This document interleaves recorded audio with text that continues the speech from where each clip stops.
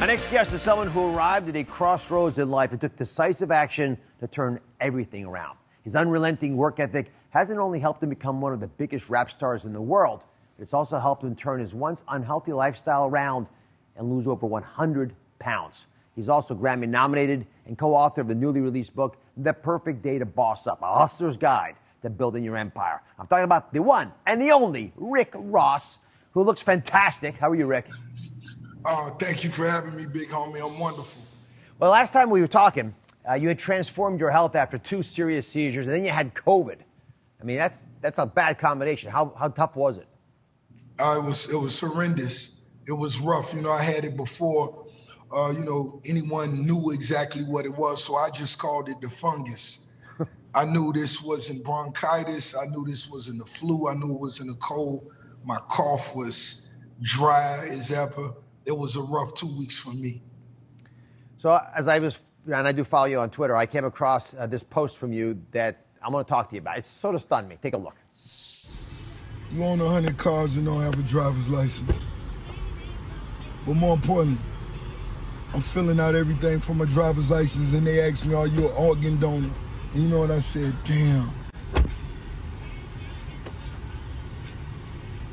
If something was to happen to me and they looked inside of me and saw how good my heart was. Don't let me die just to take my good heart. I'm watching you. You look a little like you're squirming there. You're going to listen back and forth, big smile. Now, I'm going to tell you why it stunned me, then I want you to explain what's going on. First of all, you're legendary for all your luxury cars. So how is it that you're only getting the driver's license now? Let's start with that one. Time just lapsed. Years after years after years, my family finally, pressured me into going to get my driver's license. So I just got them.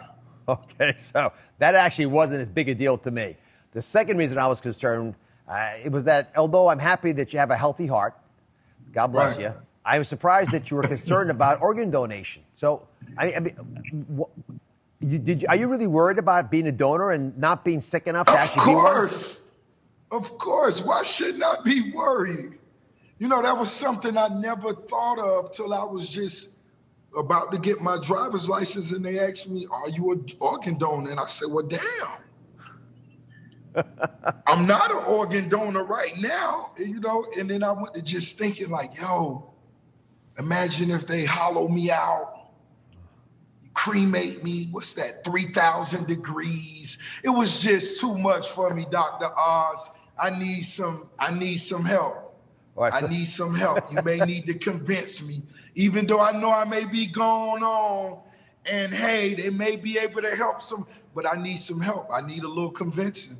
I need some convincing, Doc. So I'm a heart surgeon, and I do a lot of heart transplants. So let me show you why organ donation is a great way for us to look out for each other. And this is something that might sway you a little bit because you do have a big heart. Not just literally, but you're a kind person.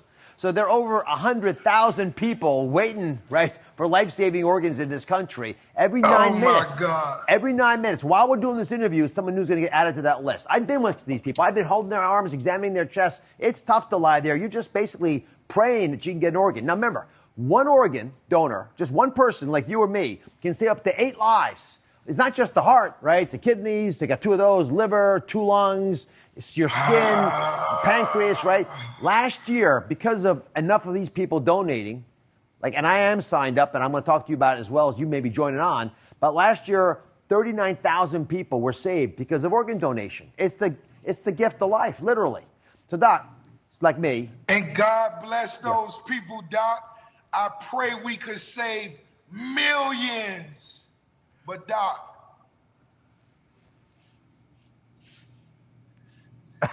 I might need just a little more convincing, Doc. It's just, right, I want to save as many people as possible, but I may need a little more time. Well, tincture of time can help, but let me leave you with one last thought. Doctors like me swear an oath to do no harm. We stand there like we're pledging allegiance, right? And it would be unethical for us to do anything that would harm you. In fact, we got to do everything possible to save your life in the event of the emergency that might befall you. And Rick, this is critical. If you are getting taken care of by one group of doctors, they won't be involved in the decision about donation.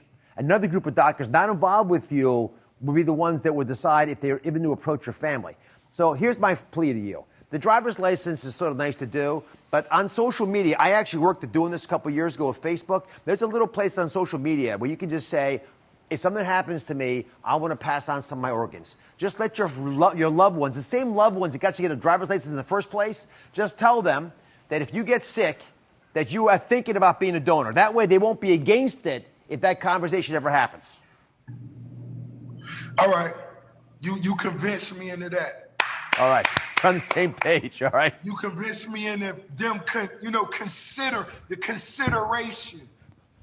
That's all I need. A little hole.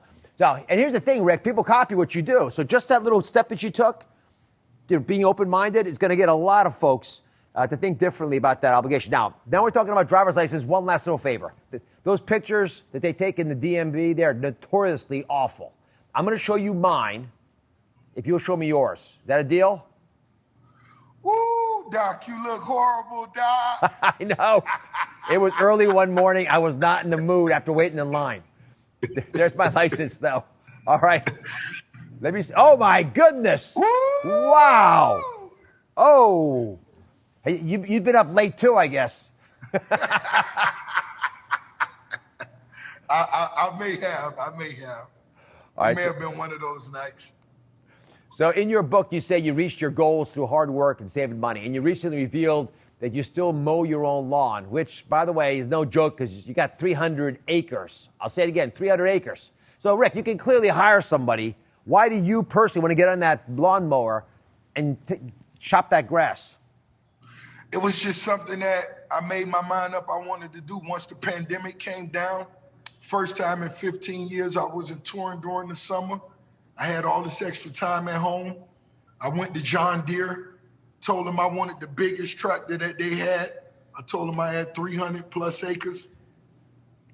I bought my tractor home, tinted the windows, gave it a nice sound system.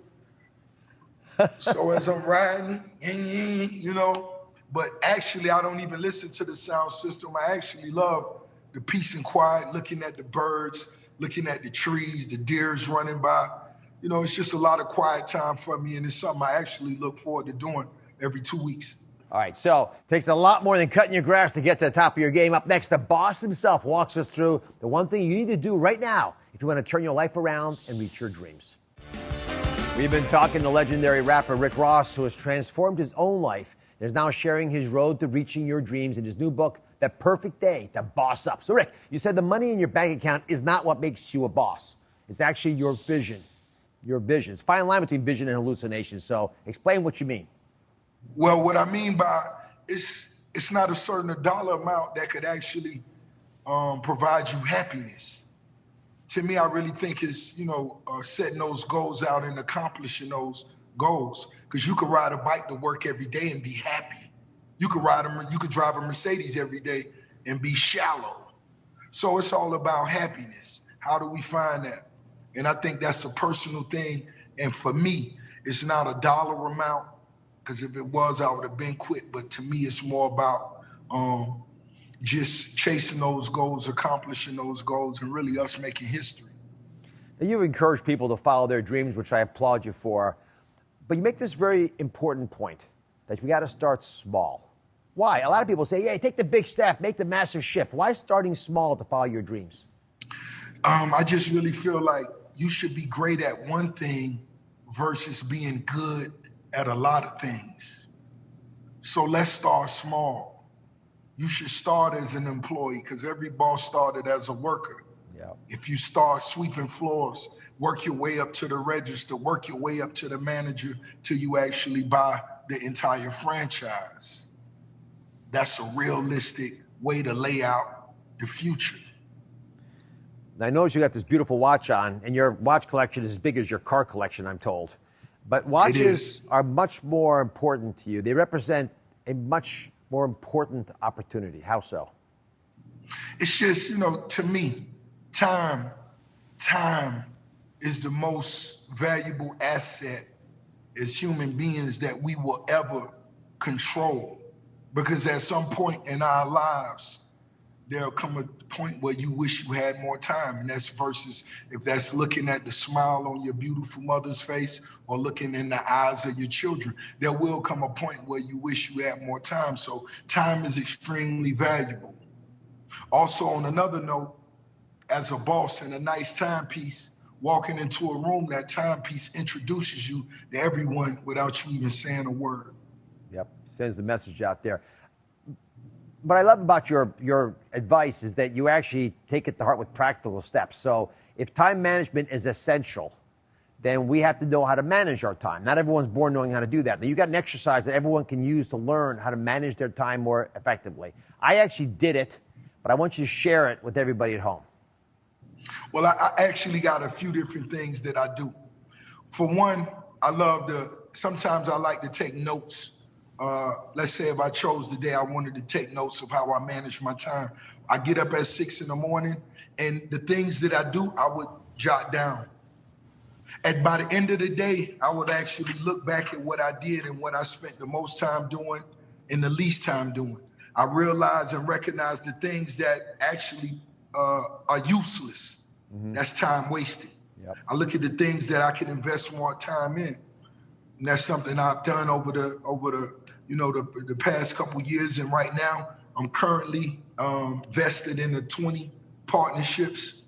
And every day I wake up looking for ways to be creative, invest time into each one. And I don't have any of my partners calling me, Rose, you forgot about us. No, I'm actually calling them, send me new pictures to work with, new this, new that. And so it's all about time. I'll tell you, thanks to you, I actually did a little homework myself, wrote down everything I did during the day, everything. And I realized my biggest mistake are late night emails. First, to take away quality time with the family, but they also mess with my sleep. Because I don't know about you, Rick, but there's no good news that comes in after 9 p.m. Any new news coming in an email after that, it's not going to be something you're happy to hear about. That's a great way to look at it. It's a great way to look at it, even though I have closed a few deals in the middle of the night. Well, you're in a different. I have. You're a little different business than me. Rick, I love being with you. Thank you very much. Your book, by the way, is fantastic. The Perfect Day to Boss Up, A Hustler's Guide to Building Your Empire. There it is. Hold it up with that big smile. By the way, that's a much better picture than that driver's license photo you showed earlier. Yes, it is. Yes, it is. And Doc, thank you for always having me. Anytime you need me, I'll be there. And even if you need your grass cut, man, call on me. I got you. I'm going to ride with you, my friend. You take care. Thank you for watching. Don't forget to subscribe and turn on notifications so you never miss out on new videos to live the good life.